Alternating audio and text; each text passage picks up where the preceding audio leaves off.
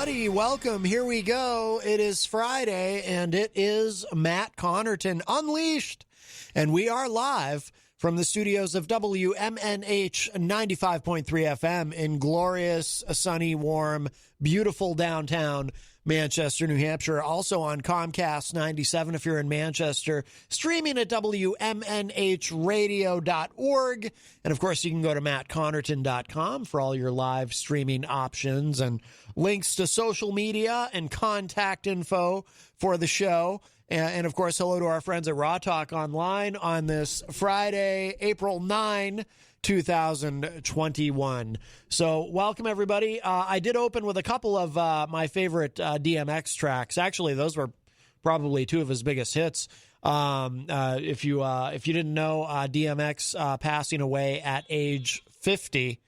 And it didn't look good for a couple of days there. Apparently, he had a heart attack and was in the hospital, and it was kind of inevitable the way that was projected to go. So the news broke today. We'll look at some details on that in a few minutes, I'm sure. But DMX at age 50, rest in peace. One of my favorite rappers of mid to late 90s, early 2000s. He had a lot of success and kind of a unique style.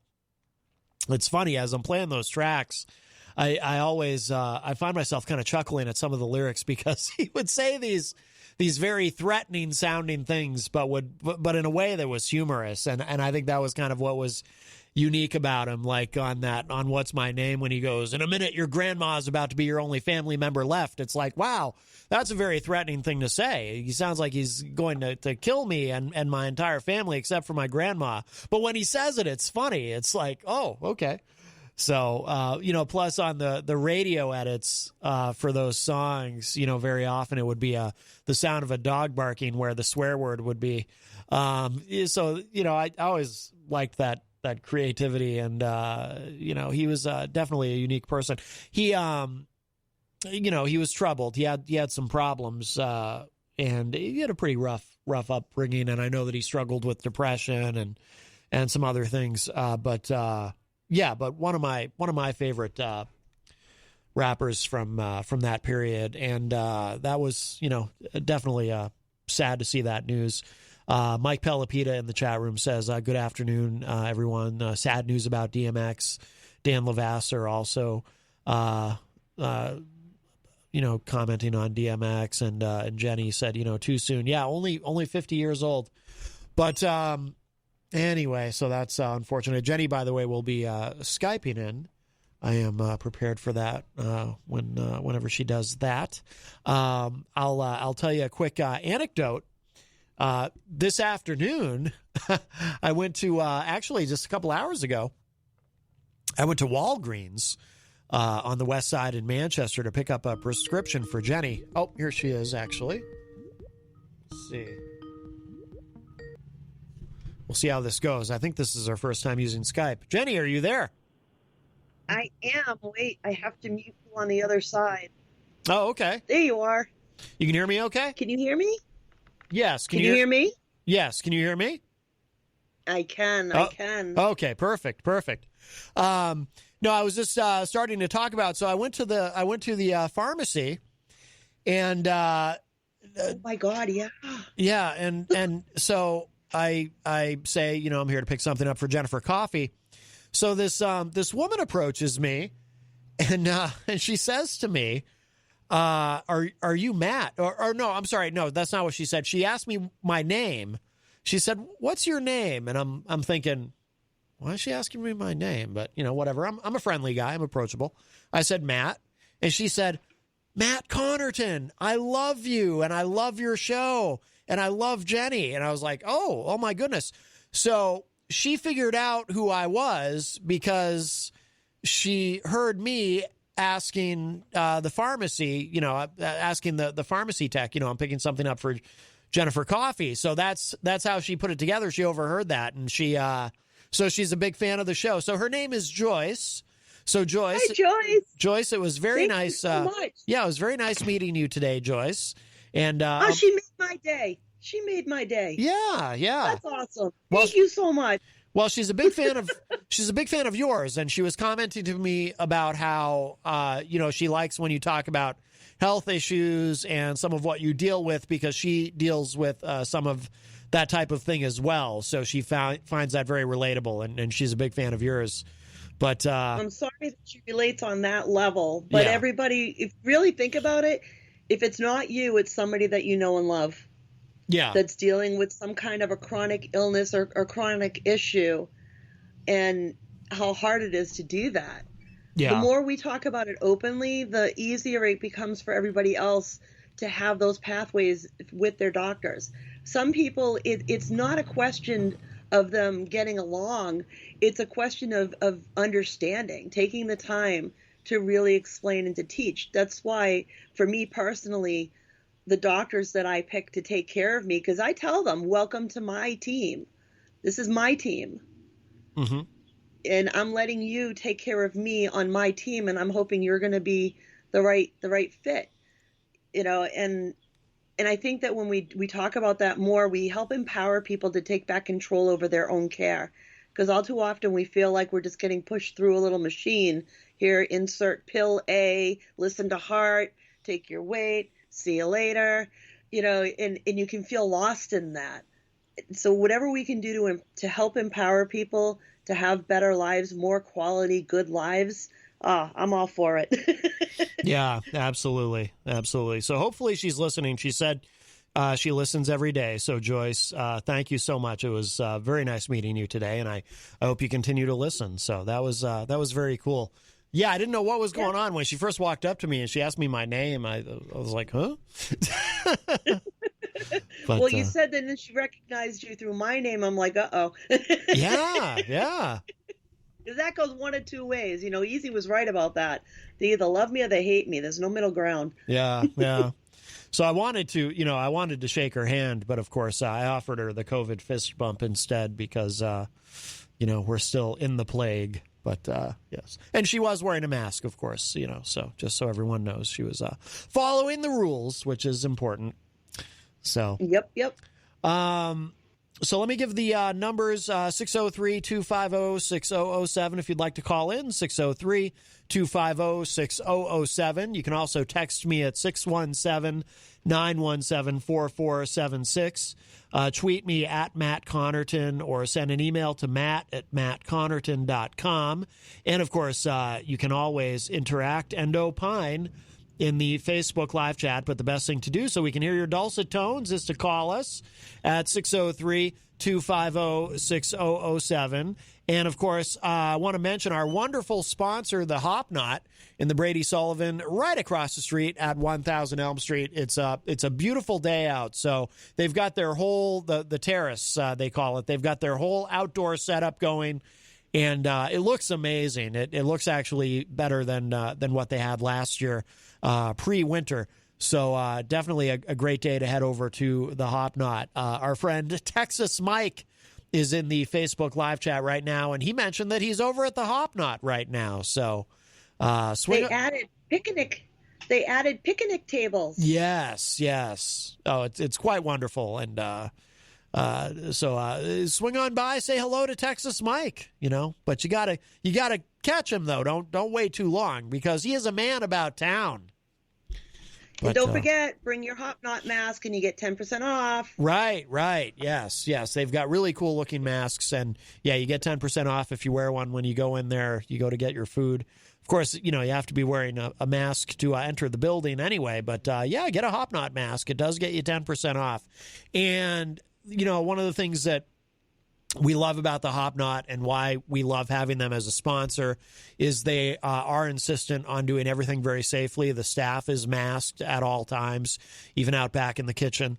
The tables are nice and spread out. And like I said, they've got the outdoor setup, and, and they clean diligently and really disinfect and sanitize and all of these things. They're very committed to keeping not only them and the staff there safe, but the patrons as well.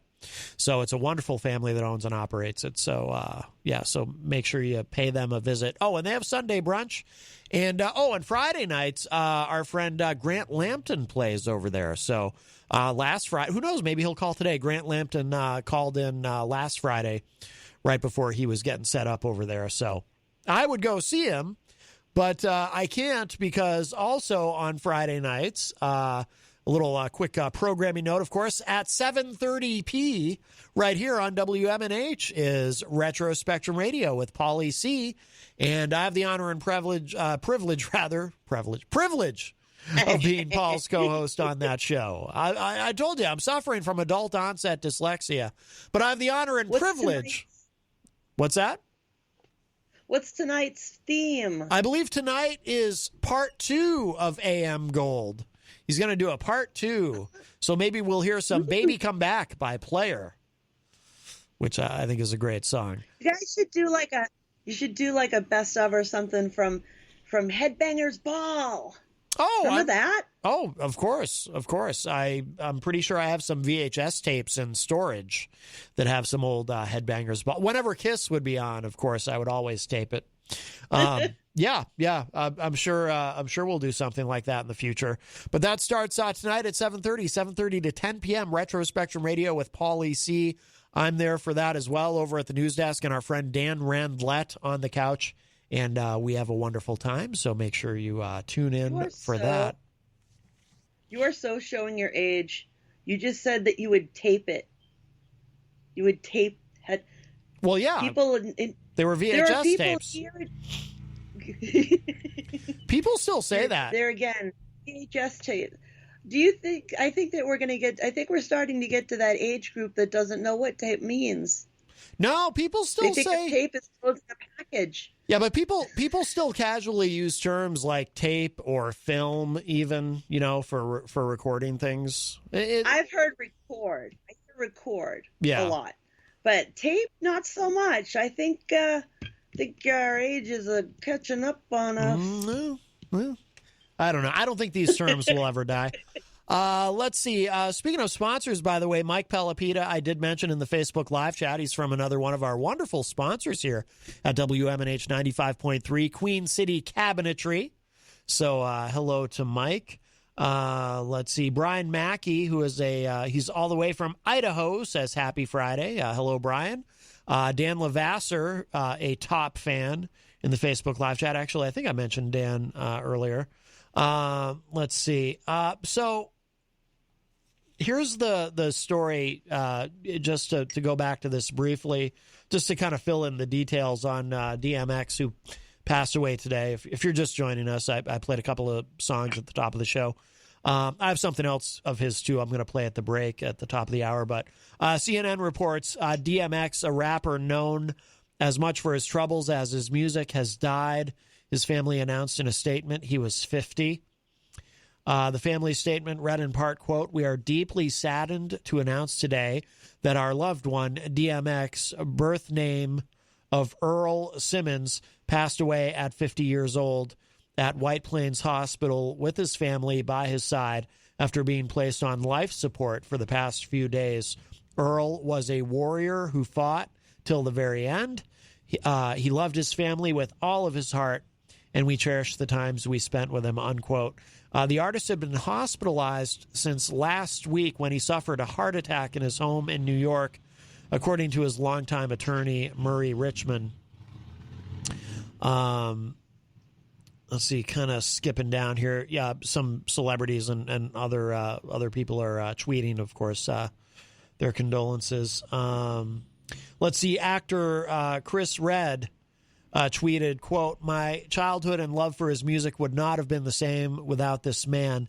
DMX was easily my favorite artist growing up. I had every album, every Rough Rider song, followed any artist he endorsed.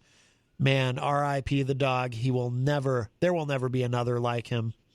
DMX began rapping in the early 90s and released his debut album, It's Dark and Hell is Hot, in 1998. With the deaths of fellow rappers, the Notorious B.I.G. and Tupac Shakur, I'm just so used to saying Tupac, before he burst on the scene, DMX became one of the reigning stars of hardcore hip-hop and was the premier artist signed to the Rough House Records label.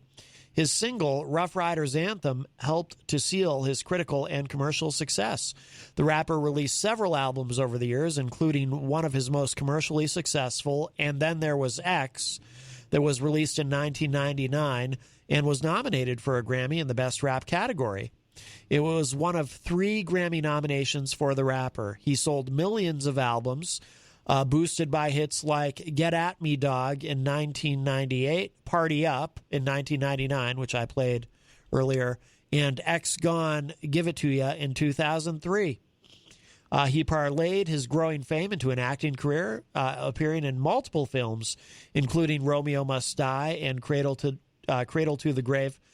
His professional achievements were often overshadowed by his issues with substance abuse and run-ins with the law. He pleaded guilty to tax fraud in 2017 and was sentenced to 1 year in prison. I'd forgotten about that. In 2019, DMX canceled the planned concert tour to seek treatment for addiction, saying at the time he was putting family and sobriety first. That same year, he talked to GQ about his struggles. He said, quote, "I just need to have a purpose, and I don't even know that purpose because God has given me that purpose since before I was in the womb, so I'm going to fulfill that purpose, whether I want to or not, whether I know it or not, because the story has already been written. If you appreciate the good, then you have to accept the bad," unquote. More recently, DMX thrilled fans last year when he appeared in a Versus battle with fellow artist Snoop Dogg. I'm not sure I pronounced that correctly, but so that's the story from CNN. And I had read too that he was his brain, there was a lack of brain activity when he was hospitalized, and his family, they kind of waited as long as they could, but it was time to make a decision, and he wasn't recovering. So it sounds like that he was probably down too long, and they may have been able to get his heart to start beating again, but brain death had probably already occurred, and which in the sense that he didn't suffer. Yeah, he didn't suffer, and his family got time to be able to say their goodbyes and have that moment, which is, as horrible as death is, those moments are kind of a gift in a way. I don't know. I'm not trying to sound sick or anything, but I think this one hits a little bit harder because of his age too. Yeah, absolutely. Yeah, only 50 years old. Miriam Banish is in the chat room. Hello, Miriam. And Melanie La Liberty says, have they reported if the heart attack was due to drug use? Would be helpful if it was to shine some light to increase shine some light on increase in people self-medicating and overdoses during the pandemic. I know that was the rumor initially, that it may have been an overdose, but then his family shot that down. So I don't know at this stage of things. But shot it down. What's that? If the family shot it down, and they did say he had a massive heart attack, it's just very likely that that's exactly what happened. He had a massive heart attack and he died. Yeah. Let his name be good in that regard. We don't need to. I don't know. We get enough people to hold up in the light. Do you know what I mean? No offense to anybody, but it kind of bugs me. I mean, we haven't even put him in the ground yet. Let's not go there. Let the family dictate what we know and the information that we have, and not jump into that rumor mill that media tends to do. Yeah. Well, so there's vaccine news. NHPR reporting New Hampshire to allow vaccines for all, including college students and second homeowners.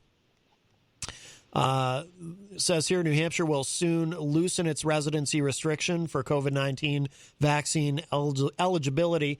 Governor Chris Sununu says starting April 19, non-residents, no matter where they live, can register for a COVID-19 vaccine in New Hampshire. They'll have to sign up like everyone else through the state-run vaccination site. Sununu said at a press conference yesterday in Concord, and I missed it, but He said, quote, "Whether you live in Boston, Maine, Vermont, New York, doesn't matter. Come on in, get your vaccine. We're open for business," unquote. Last Friday. Isn't that amazing? Yeah. Last Friday, the state opened up vaccine eligibility to all New Hampshire residents 16 and older, but at the time did not include people like out-of-state college students or second homeowners. Sununu said yesterday the increased availability of COVID-19 vaccines led him to reverse course. After the state opened eligibility to residents 16 and over 100,000 people have registered for the vaccine. The state says new registrations are coming in at an average of 5,000 to 6,000 per day. Wow, that's a lot. Oh, yeah. Sununu said the number of Granite Staters signing up is now slowing down, and there are over 200,000 appointments available between now and Memorial Day. This is really good, especially at our border towns, because I know, like, my grandfather went to school in New Hampshire but lived in Vermont when he was a little boy. Mm-hmm. You know, there's a lot of border towns that we have there, that Massachusetts, Maine, that this is going to help those neighboring states, as well as students that are going to be coming in. There's a lot of the universities now are starting to require the vaccination in order to attend on campus. So I expect to see more of that. This is amazing. I mean, I've said it all along, you know, and I know you had your doubts, but I tell you, it was better than what I thought could possibly happen in this state for vaccine distribution. Yeah, well, you know, like we were talking, I think it was either yesterday or the day before, we're number one in the country. New Hampshire is number one for getting people vaccinated.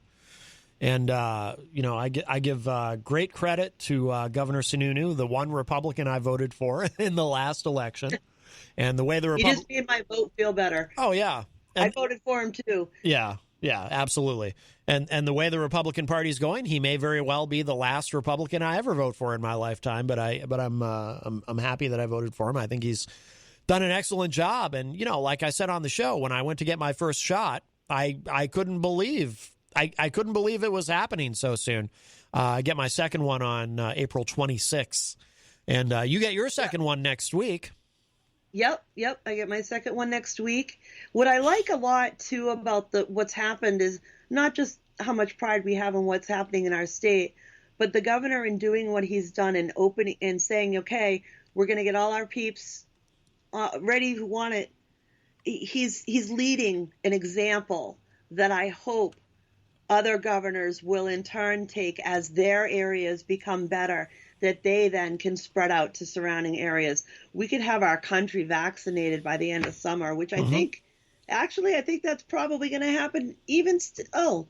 I might not even, I think I might be being too conservative on that. Yeah. It's phenomenal. Yeah, absolutely. Tom? They're probably going to get another 10K with the track again this weekend. Yeah. Tom Blanchard is in the chat room. He says he's getting his vaccine tomorrow. Yeah, I think at the track they're doing the Johnson & Johnson, right? Because that's going to be that's going to be one and done. Yeah. And the other thing I think it's important to point out about our state as well is that our state has taken the position of breaking up the educational communities into their own closed pods. So, you know, Manchester West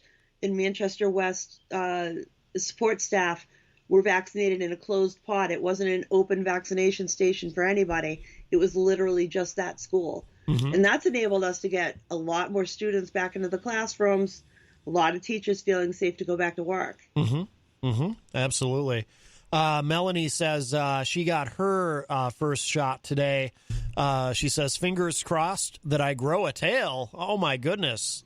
Well, that's... Dude, right? I want a purple one. I'm hoping mine comes in purple. That's not one of the side effects, from what I understand. I would be horrified by that, personally. No. I would not be horrified because it would just be one more thing to keep me from falling on my butt. Well... No offense, but I'll be horrified if you grow a tail. That's gonna change things a little bit, to be honest. If you grow a tail, But it'd be better to hold you close. No, I don't want you to grow a tail. But Yeah. Melanie says tails are sexy. I don't know. See? I'm a See? bit put off by the idea. Eric Street by the chat room. Eric Street says, I wouldn't mind growing wings. You people are nuts. You don't want any of these things to happen. Trust me. That's nothing good. I would totally do the wings, because then I could just bounce around the country. Oh, nothing good can come from any of these growing of extra things. It all sounds frightening to me. But you're boring, you bipedal. I guess so. But I'm glad that because I know initially people in the country, people in the state rather, college students not being able to, who are technically out of state residents, not being able to get vaccinated. I thought, oh, that's not good. So I'm glad that now it will be open to anybody. And also, hello to Ryan LeMay, a very talented musician who's in the chat room. I don't usually see him in there. Hello, Ryan. He says, "Sup, Maddie?" Something that has surprised me a little bit, though, is I know that some colleges have said that they're going to require their students to get vaccinated. That's not the part that surprises me, though. What surprises me is that there seems to be some controversy around that, because back when I was applying to colleges, and granted, this was a long time ago, so maybe things have changed, but I thought it was kind of a standard thing that colleges, particularly if you're going to be living on campus, if you're going full time, they require you to have all your to be up to date on all your shots, don't they?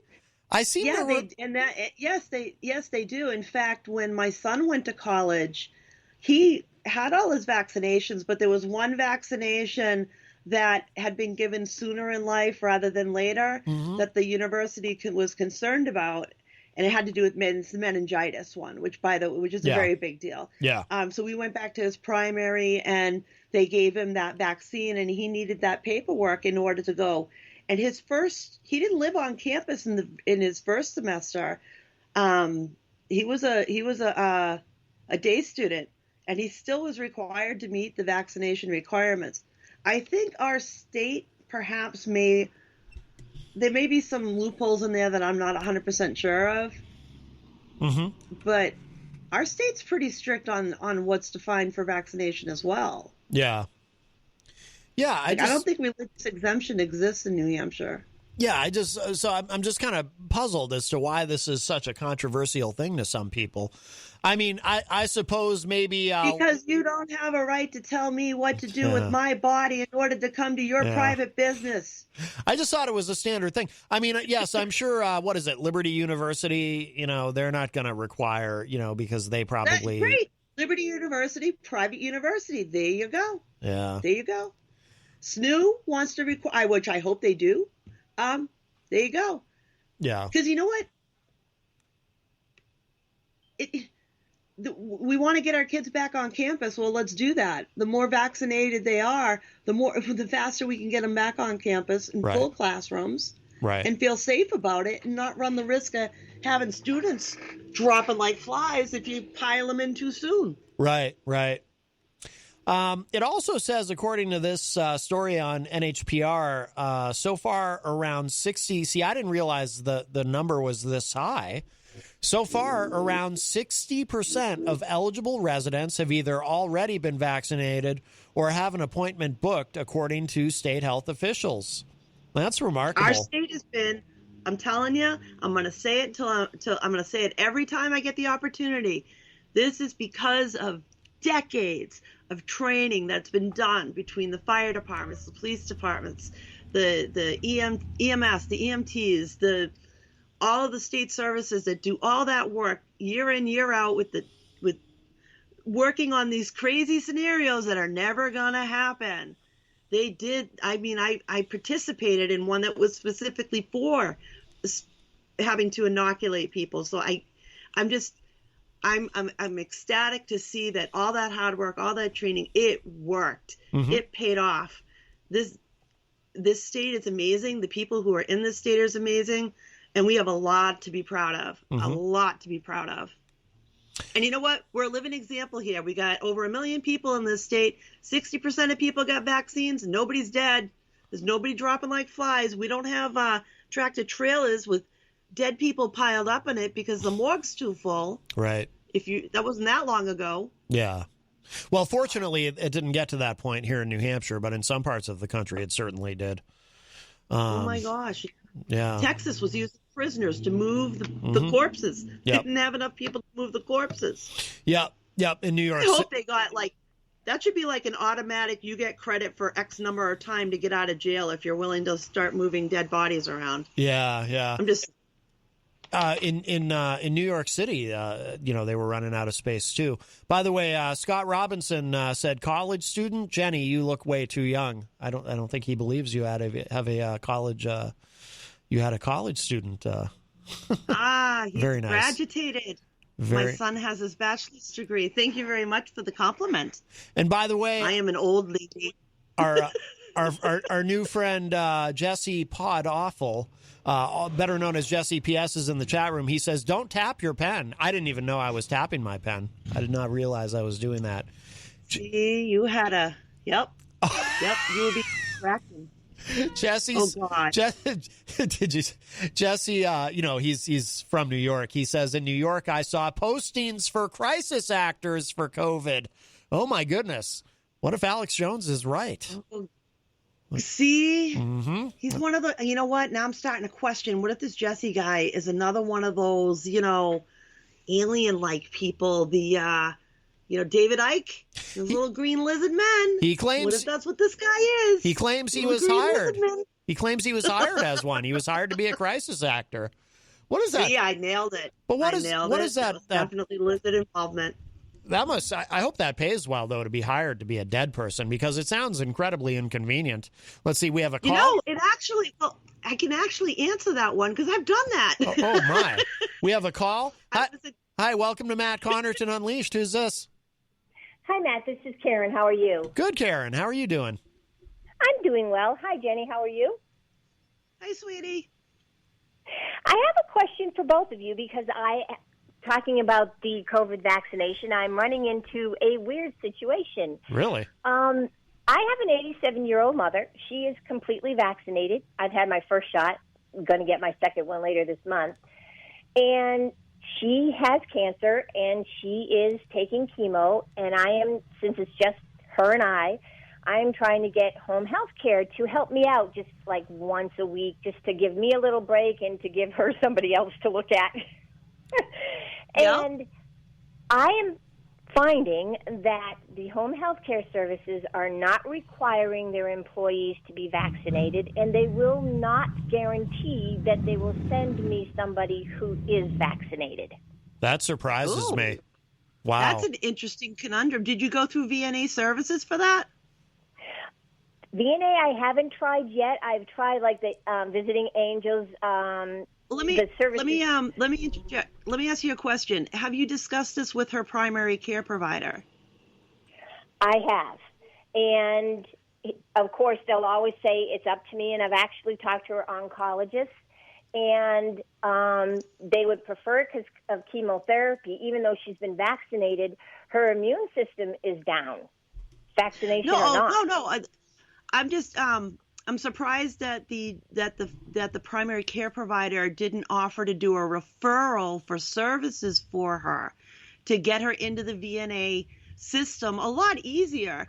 And if you could simply give them a call, give her general practitioner's office a call, and ask them to put in a referral to the Visiting Nurses Association for assistance with activities of daily living. And that should enable gets a wheel start working to see if they can't get a home health aide into your home. And I would suspect that VNA I would like to think, I should say, that VNA is going to, in the very least, consider the fact that patients should have the right to choose the provider that's coming in. Right. You know, Well, I asked my nurse flat out. Yeah, we did speak about the VNA, but my mother isn't homebound, and when I spoke with them, in order for them to get me home care other than other organizations, she has to be homebound, and she isn't. Does she take care of her own personal needs, you know, like washing, dressing, things like that? With my supervision, yeah. Only supervision. Okay. Yeah, no, that is true. If she, when I did private care, there were homes that I went to, and the people could, you know, get around, they can go to the fridge and get their lunch out. But when I would go in the morning, I would get them ready, give them breakfast, make the lunch and put it in the fridge, you know, that type of thing. And then I would leave and they were safe and up and independent inside their home. But that's different. Then they need help. So I got to say, yeah, it might be harder. Another possibility I get, you know, you could look into is there are people who work privately that are that are licensed. Yeah, I was totally shocked with these organizations that I mean, I've gotten in touch with 3, and to be honest, one did send, I had arranged for somebody to come, and a young woman came today, and she was, I would say, in her 20s, and for me, it's just like a little red flag because of that age group. And I asked her if she was vaccinated, and she said, "No, I'm not, and I don't intend to be." Wow, now that really surprises me. Wow. Yeah. Wow. So she didn't. Needless to say, she didn't stay here. Yeah, I don't blame you. Yeah, no, I don't blame you. Wow. I don't blame you at all. I don't like the attitude either, because that's not appropriate. She could have simply given you a, you know, I'm not at this time, and left it at that. She didn't have to be nasty about it. Yeah. Jeez. Yeah, but I'm totally shocked that home health care for the elderly aren't requiring it. I'm not shocked, because at this point in time, and you got to remember too, there's a fine line there that with medicine, because we do have rights as individuals in the sense of what we have and don't have. For example, I believe it was Dartmouth, and forgive me if I'm wrong, but I believe it was Dartmouth was one of the hospitals that required the flu vaccination, or you would be dismissed, and meaning even nursing dismissed. Where Concord Hospital made it a choice. And I remember that being a big deal during the swine flu issues. So it's a double-edged sword, because healthcare providers do get a lot of stuff more than other people anyway. Yeah. Are they in nursing homes though? Are they?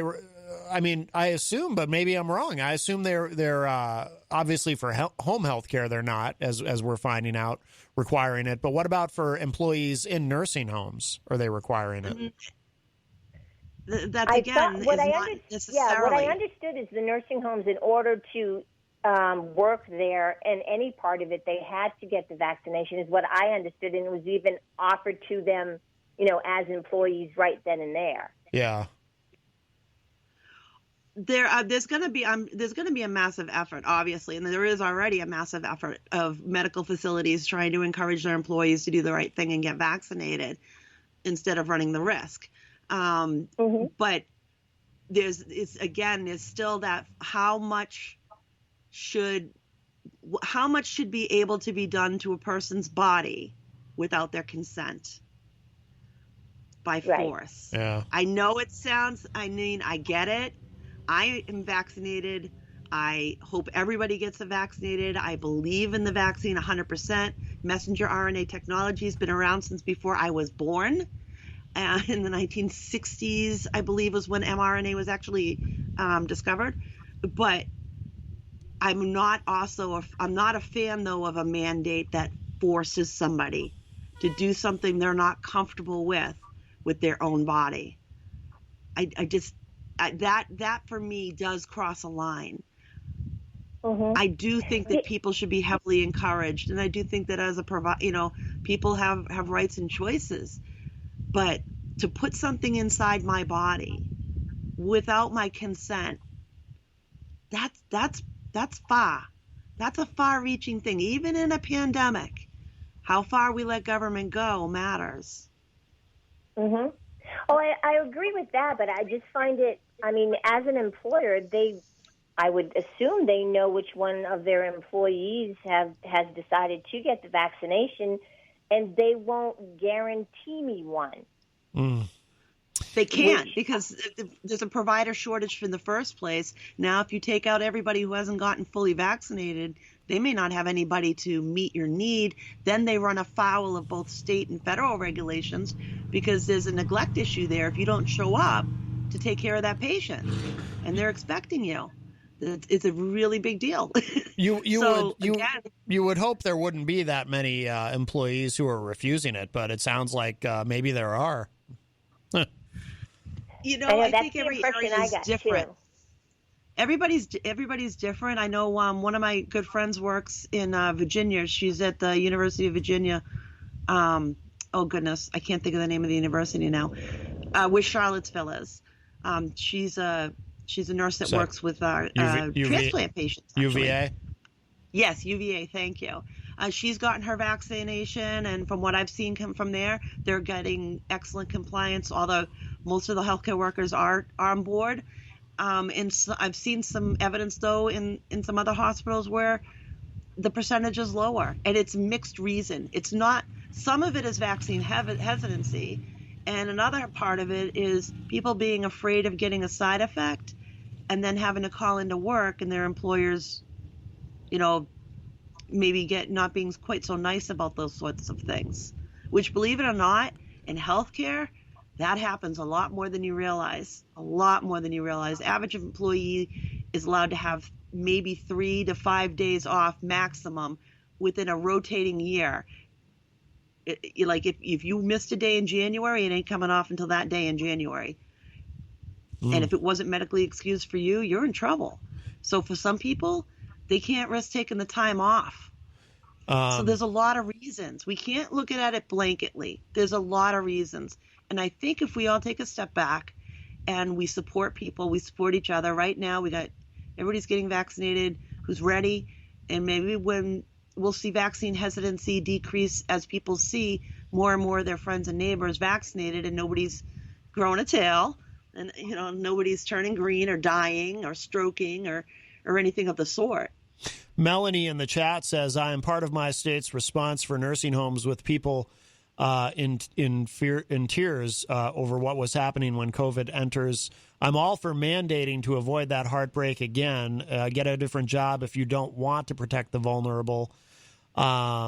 Jesse was saying vaccinate the elderly rather than the employees then. But I think in the situation... That doesn't work, Jesse. But wait. That doesn't work, Jesse.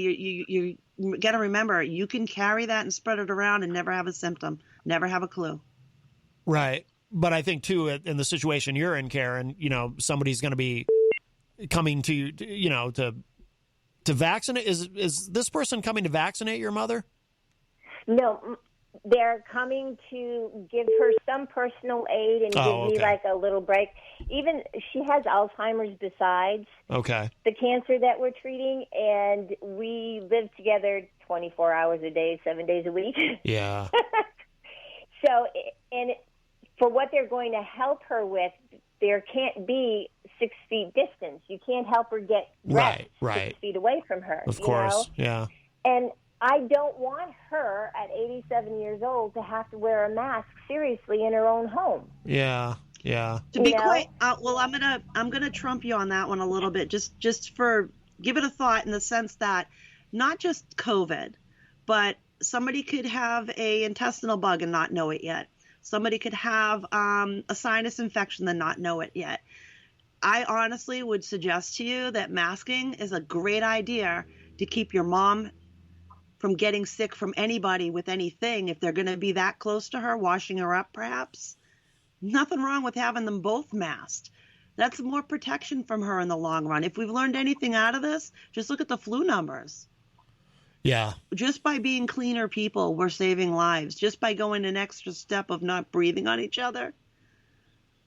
Yeah. We've stopped the flu from taking an average of 50 people per year in New Hampshire. It wasn't a high number for us. Yeah, absolutely.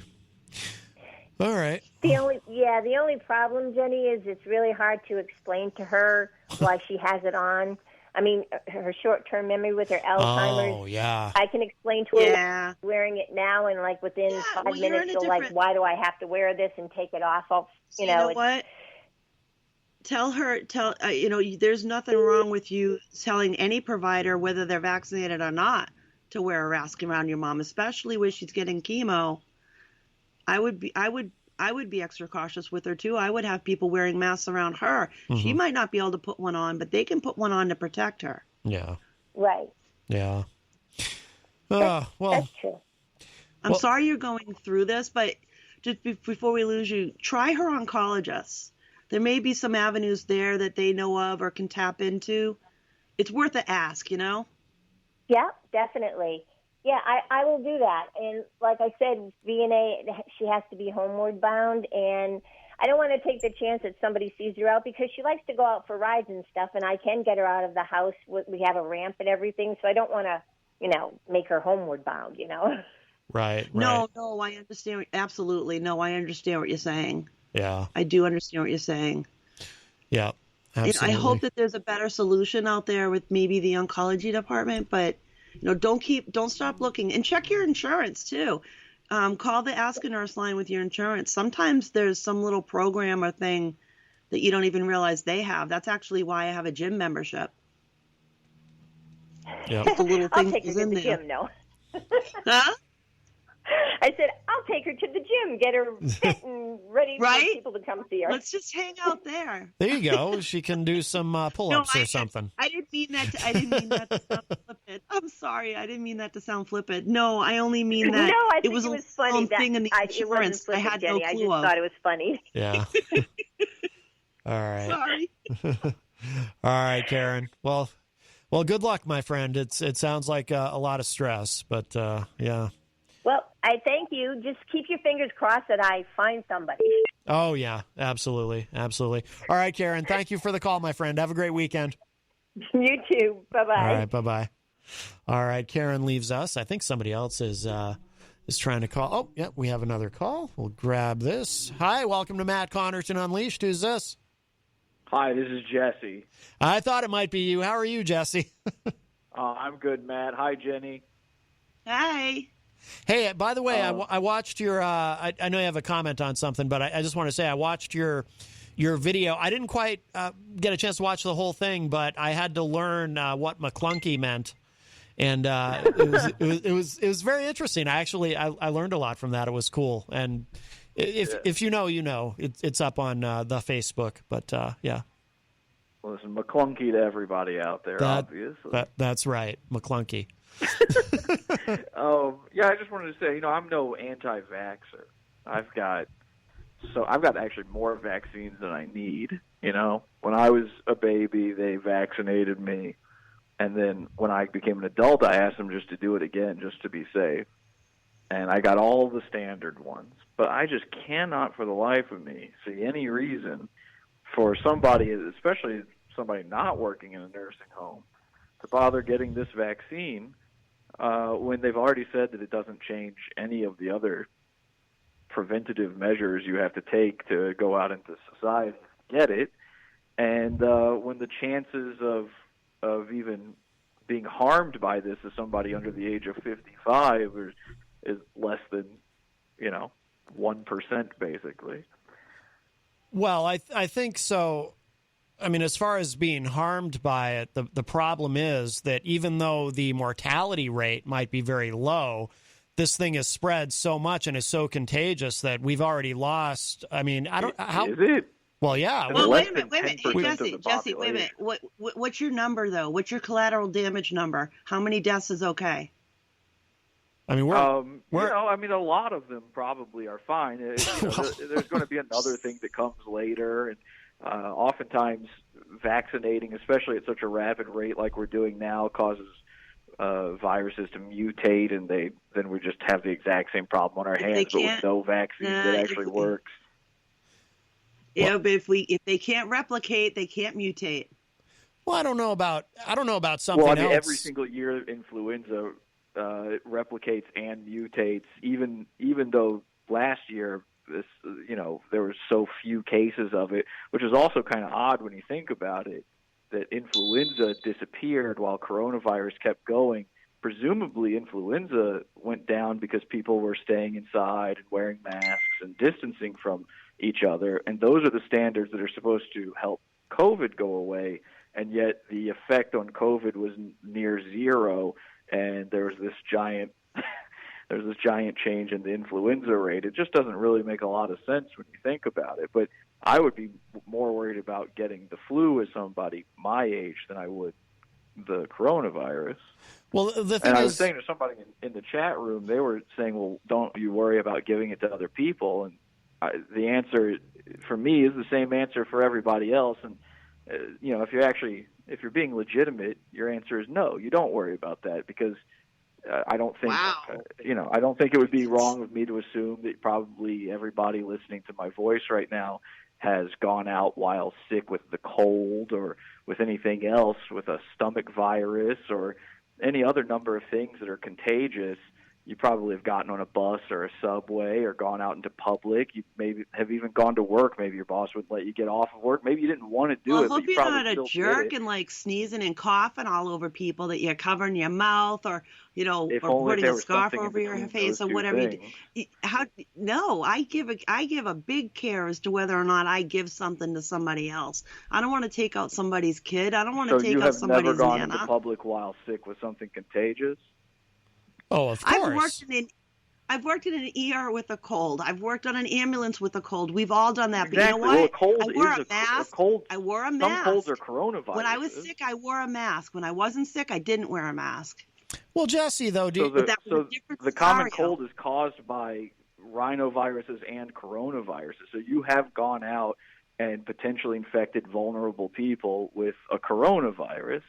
So that's my only point, is like, everybody makes it this moral obligation now that we've never discussed until this moment, because it has become a moralized problem. In America is killing 2,000 people a day? What in America has killed over 500,000 people in 1 year? In 1 year. You cannot compare this to a cold or an influenza. Yeah, this is an extraordinary, this is a 100-year pandemic, Jesse. I mean, we haven't seen anything like this in our lifetimes. Kills more people. What does? Driving a car. What does? Over 500,000. Give me a break. Oh my God. Well, I mean, seriously, dude. People walking around in the street should not have to drop dead because you're too lazy to put a mask on. Don't be a jerk. Wear a mask. No, Jenny, you're not understanding that. You're accepting the idea that every single person who has died while having the coronavirus in their system died of that virus, but they're counting No, I'm that not. as the What do you case, think? but I'm a it's just simply moron. not I have true. 20 years in medicine. I worked in ICUs, CCUs, transplant patients, all kinds of fun stuff have I played with. I damn well know what kills people. I get it. Yes, I know that. I've heard anecdotal things from many people, and I've also heard them from nurses and doctors who say, and from people who have lost people who say, no, wait, that person died of a heart attack. They just happened to also have the coronavirus. They did not die of it, but it was now marked you're as going their into the cause of conspiracy death on their world. death Oh, there certificate. aren't as many deaths as they're saying. The government's secretly doing things. Give me a break. Well, he did Well, say. then how come? Government Well, doesn't then have why time did to be that why did the inventive. numbers for influenza go down when coronavirus did not? Because people are washing their hands more. They're So not why being didn't it go snotty down little for brats. coronavirus? People are was the wearing question. masks more, so there's less spread of influenza. And influenza doesn't kill 500,000 people a year. Is influenza In a year. a larger or smaller virus than the coronavirus? Like in physical size? In physical size? Yes. You're talking about droplets. You're talking about the difference between a TB and a... Yeah. I'm sorry. It's a little hard for me to hear you guys. Could you say that one more time? I was waiting for you. Oh, I didn't hear what you said. So I was saying I was asking which is a larger virus, like actually physically larger. Do you know? That the flu is probably the flu bigger is larger than the coronavirus. That's why coronavirus is better kept out with 95% mass. I know. Okay, so what does that get to do with again, anything? if everybody is wearing masks that are supposed to be protecting you from coronavirus, and everybody is social distancing and washing their hands, the point that it actually brings down the rate of transmission, and I don't know if that's true about which one's bigger, I'm just asking, but if that is true, that people are doing that and it did prevent the spread of one extremely communicable virus that we have to worry about every single year to the point that people get vaccinated every year for it, then why did it do the same for the one that we intended it to do it for? Consider the fact that we're not just talking, it's not just people washing their hands and wearing masks. It's that we're washing down all our surfaces. We've cleaned up around ourselves, so we're not spreading as much. Was there a change in influenza rates in Florida, who has had a much laxer stance on lockdown measures and so on? I don't know. I haven't looked at it. I've been looking at my awesome state. I mean, I'm lucky. I live in New Hampshire. Yes, there has been. There has been less of a spread in Florida as well. So it's it's just very strange. It's just there's something that doesn't quite make sense. Well, this is why doesn't especially it make sense that cleaning equals less infection? I don't get that. I'm sorry? I have an answer. So the problem is COVID-19 is so much more transmissible than these other viruses, than the common cold, or what I guess you would call the common flu. That's part of the problem. It's so easily transmissible, especially with these variants that are just spreading like wildfire. The UK variant, I think, is now the dominant one in the United States. So that's a huge factor, is the ability to spread. Yes, you're right. And when you say... Yes, but how many people have had it and didn't even know they had it? Oh, that we don't know. I mean, but we do know that a lot of people have, right? Oh, how certainly. Often do you get the flu when you don't even know it? I had the chicken pox and didn't know it. The only reason we found out that I'd had it was when I was working in the hospital. I was upping all of my vaccines, and I had never had a chicken pox vaccine. It didn't happen when I was a kid. So they drew what's called a titer, and I tested positive, which meant sometime when I was a kid, I had chicken pox, and somebody looked at me and thought it was pimples or something, and it went under the radar. Why I had have you enough not of a gotten case the to vaccine cause for an immune chicken pox reaction. yet? I'm sorry? Why did you not get the vaccine for chicken pox yet? You could just get it now. No, because I have when you draw a titer on somebody, you're looking to see if their body has the antibodies to fight against it. When they drew my blood, they found that I had the antibodies, which means that I had at some point in life been exposed and had chicken pox to cause an immune reaction. Yes, but that also means you could later develop shingles from it, or you could still spread it to others if you do get it, right? Say that again. Shingles, yeah. So when you get chicken pox as a kid and then you don't really do anything about it, you don't even know about it, it can redevelop later in life as shingles, but also you could still get it and spread it to others, right? So why wouldn't you just vaccinate yourself to prevent that for at least everybody else's health, whether or not you care about your own? I have an autoimmune... A titer is how you tell whether or not a human being has the ability to fight against something, meaning you've been exposed and your body has the understanding on how to fight it. I'm not sure what you're not getting about that. So the people who have been exposed to coronavirus and have the antibodies shouldn't bother getting the vaccine? No. Now you're going in a different direction. Now you're trying to go into a different direction. No, it's people the same who thing. have... we're talking about... All right. I was only giving you an example of how somebody can how something can happen, and it was a mistake on me to bring in chickenpox because it's not equivocal. They're not the same. The COVID, what we know so far is that they're both easily spread viruses that we have vaccines for. So I mean, I see the equivalency. I understand why you brought it up. They're not the equivalent. Chickenpox is not the equivalent, and it was my mistake for even pulling that one in. See, all right. You know what? Actually, I'm going to give you that one. Right now in this day and age, we have a vaccine against chickenpox. When the kid's born, they give them chickenpox vaccine, so the kid never gets chickenpox. Right. Oh God, where was I going with this? But then if you don't do that, you could still spread it, right? Wait. If you grow up and you never God, I'm getting twisted here, Maddie. Help me out. I'm a little. Well, listen, I'm not trying to trip you up. I'm literally, I'm deferring to you because you said you have some experience and some knowledge of this stuff. No, I'm literally having a brain moment. I'm having, I get brain fog really bad, and I was saying something to you, and it fell out, and I don't know where it went. That's okay, because I was going to ask, apologize. I've heard about, I didn't do this when I was a kid or anything, but I've heard about people having like those chicken pox parties. Oh yeah. Where oh God, they that's just go terrible. ahead and try to give it to their kids to kind of get rid of it and get it over with. Internally? Give them the antibodies, which is like something that would be crazy. I remember to do where I with was going to go COVID. now. Wait, Jesse, hang on. I got it. All right. So chicken pox, if we vaccinate you once, you aren't going to get it. For the chances are slim that you're going to get it.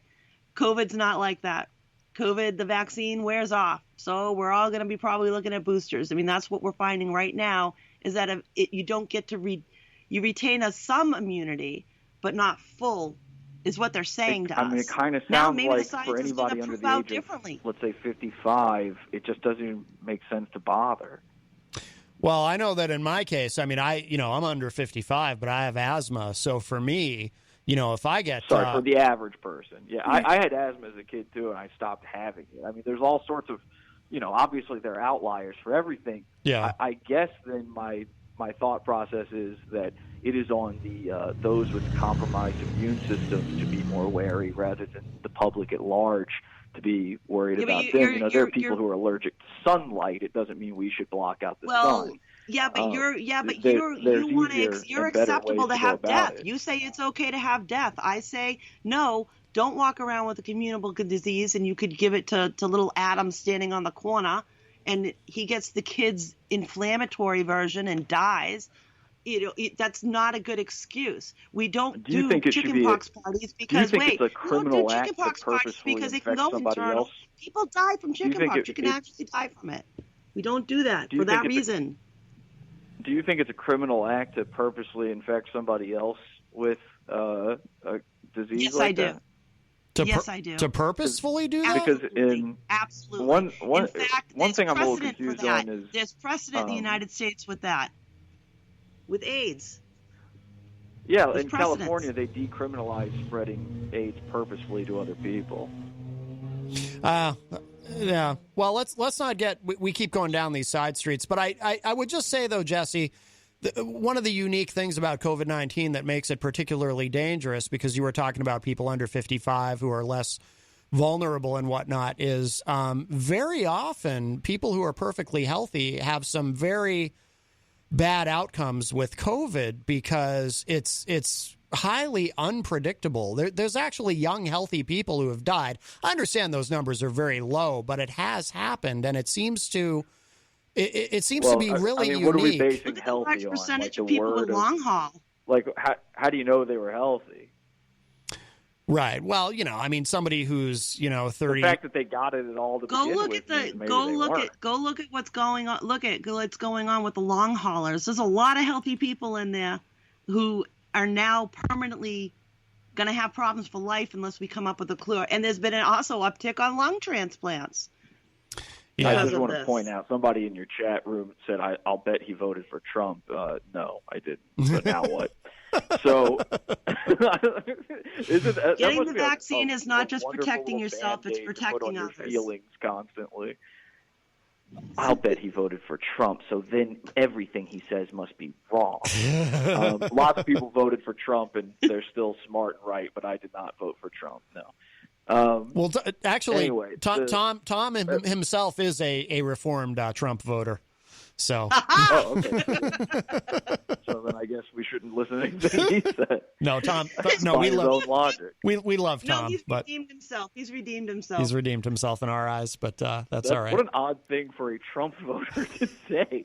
That is bizarre. Anyway, I started this off by saying I'm no anti-vaxxer. I will not get this vaccine. They couldn't force me to do it. I would shoot anybody who tried to make me. I've seen people have died of the vaccine. There's absolutely zero reason for me to get it. I wouldn't stop anyone who wants to get it from getting it. If you want to take that risk for no reason, that's your thing. Do you consider the percentage of people that are permanently sick? Say what? You don't care. I mean, you realize death is not the worst of these, in some regards. There's a large number of people with this pop that thought they were perfectly healthy, and now they're long haulers. Yes, and there's also an even larger number of people who got it, basically never knew they had it, or had it, nothing ever happened. So you just want to bet on the odds, or younger. Right? It's just a nonsensical stance to take as somebody, again, who is not in a compromised state or age or whatever it might be. But I'm not. If you want to get it, get it. If you want to get it and then keep wearing a mask and social distancing and not allowed to go in certain groups of people and certain places, then I mean, fine, enjoy. If you want to take that risk, if you're a 78-year-old black male and you want to take the risk of taking the vaccine and then possibly dying, because it seems to be happening a lot for people of that group, that's up to them. I'm not going to stop black men. We're vaccinating like 2 million America. people a day. If it killed people that badly, they'd be dropping all over the place. Again, I understand, but I'm a my body, my choice type of person. I believe that for women. I believe it for men. And you should be able to do with your body, as long as you're not hurting anybody else, what you want to do with it. I'm also for legalizing all drugs, and I don't even do drugs. Oh, on that we agree. On that we agree. I am for ending the drug war. I think all three of us probably agree on that. 100%. Yeah. So, you can't tell somebody what to do with their body. People want to make the argument about the greater good and that sort of thing, and unfortunately, the numbers don't really bear that out. Not really. I know. Listen, I think no one should ever die. I'm going to go out on a limb and say it. It's a brave stance to take, but I think 100% of all people should live forever, constantly, and we should also, just overpopulate the earth until it's a hellhole. Well, that would be the one drawback. That would be awesome. But some people will probably. I want to have my consciousness put into my own cool robot. Jesse, be like Wonder Woman. Did we lose you? Wonder Woman. Jesse, are you still there? I think we lost Jesse. Jesse, are you still there? Yeah. Oh, we lost him. Okay. Yeah, I hate if there is, seriously, I don't get this whole, people are going to die from the vaccine. If people were dying from the vaccine, we would see all the evidence in the world right now. Yeah. I wanted to, we do need to take a break, but I wanted to give him a chance to plug his show, Pod Awful, which is not a political show, but no, I thought maybe he'd call back, but I think we lost him. Okay. Well, anyway, we'll have to agree to disagree with Jesse on that, except on the drug war, of course. But anyway, although I'm not for forcing people to get vaccinated who don't want to. I think it's the correct thing to do. Melanie says, I'm thinking God smited him and caused his phone to disconnect. All right. We do very much need to take a break. What are you going to do, Jenny? Are you going to stay for the rest of the show, or what's your plan? Whatever you like, my dear. Oh, well, that's fine. Stick around. I'm gonna play another DMX song because he has passed away, and then we will show some love to our sponsors, and then we'll be right back. More Matt Connarton Unleashed coming up. Don't go away.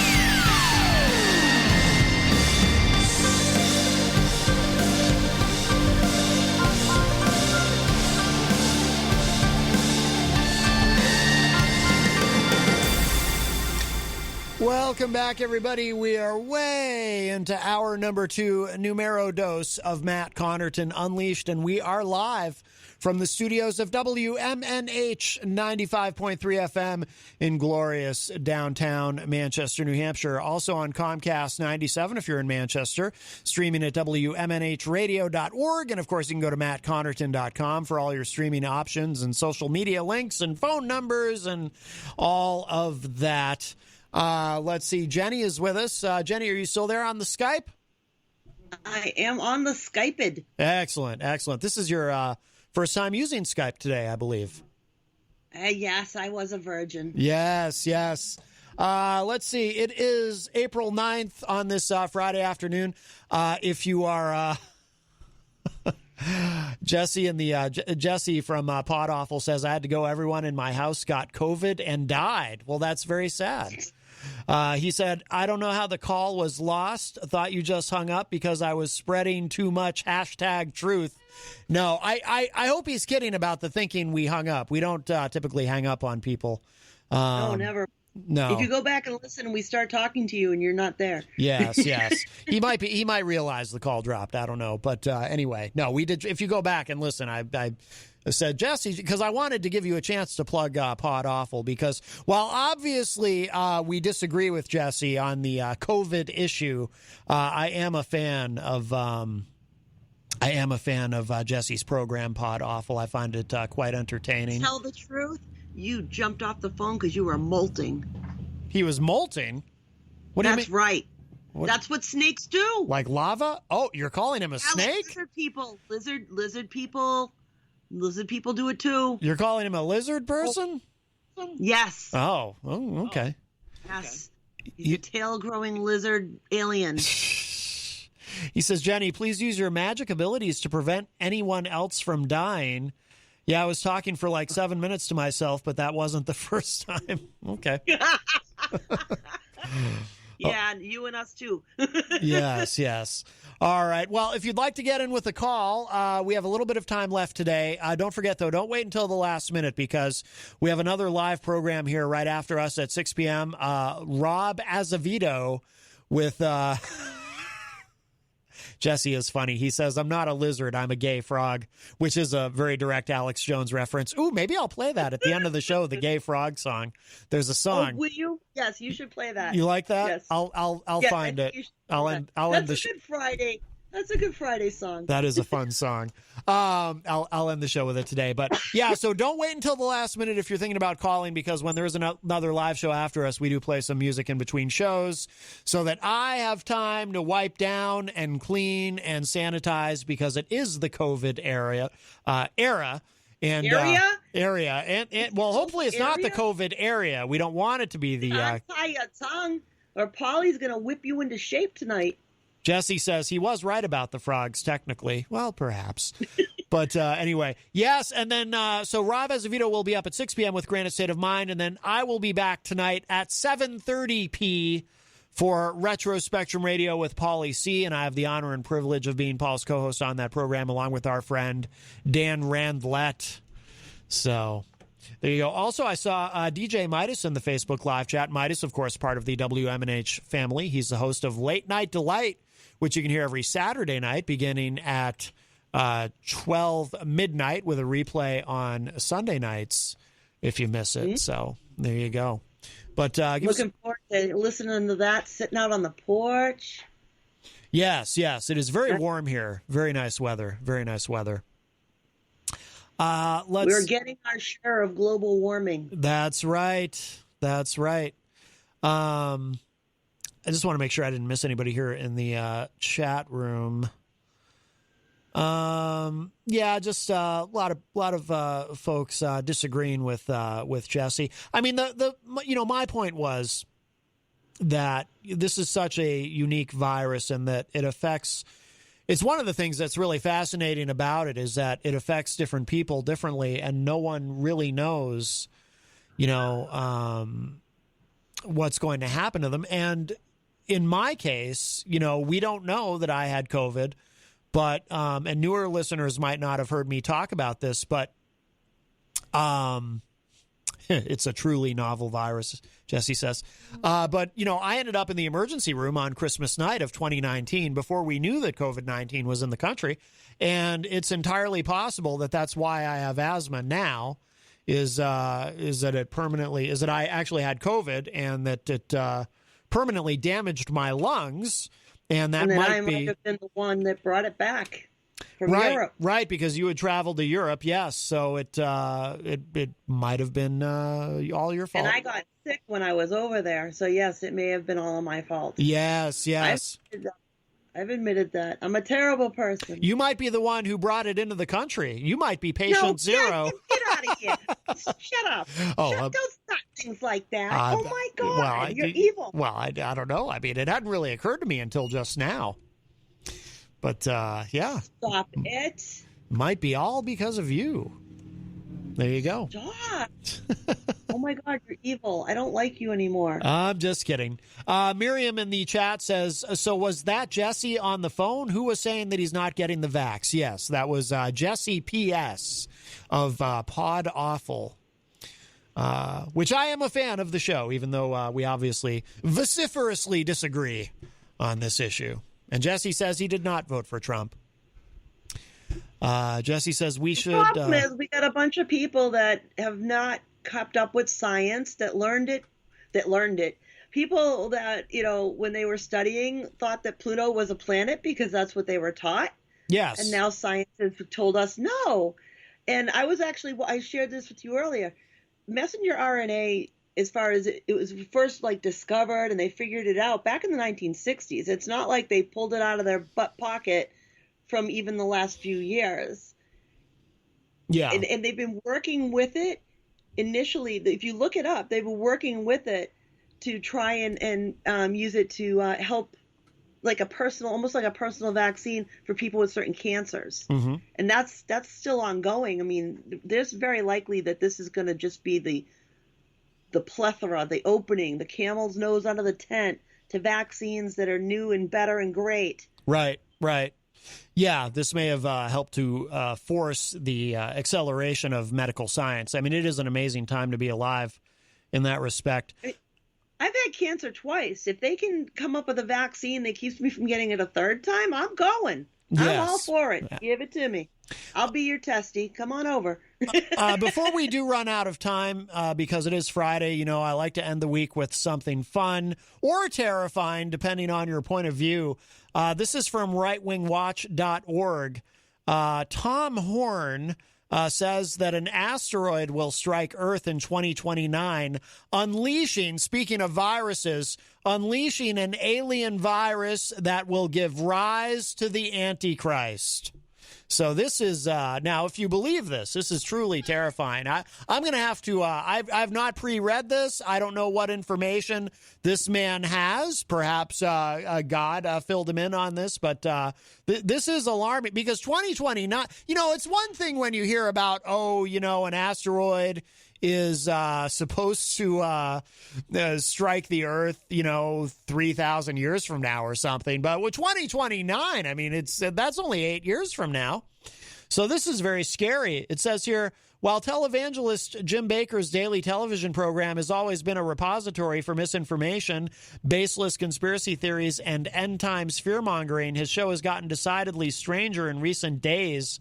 Earlier this week, Baker interviewed right-wing conspiracy theorist Steve Quayle, who spent 2 programs warning about aliens, demons, transdimensional beings, and, quote, diseases that are designed to initiate cannibalism in human beings and turn them into literal zombies. That's very frightening. And he goes on to explain what's going to be happening with the asteroid. But we have a call. Let's grab this. Might have to save the rest of this story for Monday. We'll see how much time we have. Hi, welcome to Matt Connarton Unleashed. Who's this? Hey, it's Eazy-G. Well, the end of the world is coming in a couple of years. You know what that means. You have to dig out your old food buckets that you put aside. We're going to have to get some food buckets, Eazy-G, to prepare for 2029. Well, but so when does the rapture happen? Does it happen right before the asteroid hits? I mean, you're a man of God. You go to church. Yeah, I don't know about that one. All right. But, if Jesse doesn't want to get the vaccine, I always say there's plenty left for the rest of us that do want to get it. That's right. Maybe it's better that he doesn't get vaccinated. Plenty for the rest of us. Although we all only need one, or actually 2 shots. If it's, I got some friends overseas that are dying for it to get flown into that's them. what I always believe. Yes. If he's not interested, there's plenty left for the rest of us. By the way, Eric, a stellar performance this morning on the morning show. Oh, boy, that was interesting. Yes. Oh, no, I missed something. Oh, you should go back and listen. No, it was great, and it ended on a very positive note. Although for a minute there, I thought you were going to get into it with Daryl the Dragon Dion all over again. Again? Yeah, that for a minute, but no, it ended up being very nice. No, I don't think so, no. Very nice, very pleasant, and it sounds like you and Peter White are on great terms. Yep. Mm-hmm. Oh, Scott. It started off pretty interesting with Jeff Nine in the house. Yes. Scott Robinson says, I think he was just joking around, though. he said he was still wants to be mad at me, but if he was mad, he wouldn't have brought those muffins in the house today. That's right. Scott Robinson says, by the way, I hope Mexico pays for the wall before the rapture. Oh, yeah, I heard about that the other day in one of these talk shows on the radio that nobody's been talking about, but they said that Joe Biden wants to finish the wall. I don't know if that was fake news or... Probably. I mean, Mexico, look, unless Mexico's because of all the gonna... mess now with the kids in the cages, you know? Here we go again, you know? Unless Mexico's going to pay that invoice, I don't think it's going to happen. Yeah. Oh, boy. Yeah. I got a bridge to sell. Maybe they don't have email. We need to send it snail mail. Does Mexico have email? Anybody know? No, man, Pony Express. Oh, I thought that was an American invention. Wow. I didn't know they had ponies. But they can cross. Yeah. I know they have coyotes, but I think it's a different kind of coyote. They might let a pony cross because they're not going to let a human cross, I don't think. Right. I don't think they're letting Americans in. Canada's not. I don't think they are either. What does Jesse Ventura think? He lives in Mexico now. No one's heard from Jesse Ventura. Why is that? He lives in Mexico? Yeah, he lives in Mexico. I didn't know that. He used to have a show. I don't know if it's still on. It was a conspiracy theory show. Yeah, True TV. I don't, or no. Is that still on? Or I'm sorry, that's the name of the cable channel it was on. No, I don't think it's on anymore. I forget what the name of the show was. I think it might have been just Conspiracy. That's the one thing about Jesse Ventura I could never quite square with is his conspiracy theorism. Everything else about the guy I love. I love his politics, and of course, I started watching him when I was a kid when he was a commentator. But he's a wrestler too. Well, yes. Well, that was before. And he's a Navy SEAL too. Scott Robinson says Jesse Ventura could not hold a candle to the Hulkster. Oh, they don't get along to this day. They don't like each other. No. Ventura actually did some time sitting in the governor's chair. What? That's right. That's a former governor of Minnesota. He actually gave some of that back then. Well, he, believe it or not, he's probably not the only one out there that doesn't like the Hulkster anymore. So that's right. Well, Hulkster got into a little bit of trouble, but what can you do? Anything else on your mind, Eazy-G? We're running short on time, although, as much as we love that's the only thing on my mind is to call real quick and say, let's get those, if the end of the world is coming, we need to get those food buckets out there. So get those food buckets, you just... All right, you guys have a great WrestleMania weekend. All right, all right, thanks, Eazy-G. Yes, it is WrestleMania weekend. So just quickly, it says here on Thursday's program, Horn discussed his recent book, The Wormwood Prophecy. I remember hearing about Wormwood, which claims that the government is covering up the fact that an asteroid known as Apophis will strike the Earth in 2029, while scientists say that Apophis will simply pass by our planet. Horn insists it will actually strike the Earth and fulfill the prophecy in Revelation 8. Okay, now here's the Bible verse. The third angel sounded his trumpet, and a great star, blazing like a torch, fell from the sky on a third of the rivers and on the springs of water. The name of the star is Wormwood. A third of the waters turned bitter, and many people died from the waters that had become bitter. Well, that's obvious from all of that. We know what that means. And I think we just lost Jenny. Nope, Jenny just left us. I think Jenny was quite terrified to hear about Wormwood and the comet in 2029, so she had to hang up. I completely understand. This is all very frightening. Maybe she has some paperwork to complete before the end of the world. It says here, Horn also said, I believe Apophis is the asteroid that is talked about in the book of Revelation, chapter 8. It is what is called wormwood in the Bible. Wow, that is terrifying. There's some audio here, but we're not going to. Jesse says she's molting. Oh my goodness. Mike Pelopita says she disconnected so she could get some of those food buckets on order. Wow, that makes sense. That makes sense. So before we begin to wrap up, we are joined in studio by Mr. Rob Azevedo, host of Granite State of Mind. How are you, Rob? Good, Matt. How you doing? Doing well. I love the new sign. What's this all about? Mr. Buy and Sell Everything. I know it's not a topic for radio, but... Well, when I came in the other day, I texted Peter White as soon as I saw the giant sign. Because I didn't know, I'm not a Manchester native. I grew up in Concord. So I didn't know what that was about. So I texted Peter. I said, is this a new sponsor? And he kind of explained via text what it was, and somebody dropped a link for the article about, I don't know how much of the story you know or if you know the story, but I forget his name now. Yeah. He owned a pawn shop called Mr. I Buy and Sell Everything. Okay. And he was murdered, and it was a cold case for many years. And then Bill Berry and a gentleman named Bob Freitas, they reopened the case and they solved the case, and the murderer was brought to justice. Oh, very good. But that's where the sign came from, apparently. So, and how did it end? I would just wonder how it ends up in the WMNH studios. That I'm not sure of. I love it. That's great. I'm not sure of. The studio's really filling out. Yeah. Oh, yeah. We got, in fact, behind you. I don't know did you notice that? Because I don't think that was there last week. I love that. No. Now, that is the poster of Jimi Hendrix that was given to Peter by our friend Brooklyn Mike. Very nice. I believe it was a birthday gift. So there you go. Now it's love finally, it, man. I love the studio. It looks great. Yeah, no, it is. It is looking really good. So what do you have coming up tonight on Granite State of Mind? We have an award-winning artist named Kevin Horan. I'm going to get to the bottom of his last name really soon. I'm going to tie this up, but he's actually out in the hall. He was one of the artists named one of the three best local musicians in the Hippo recently.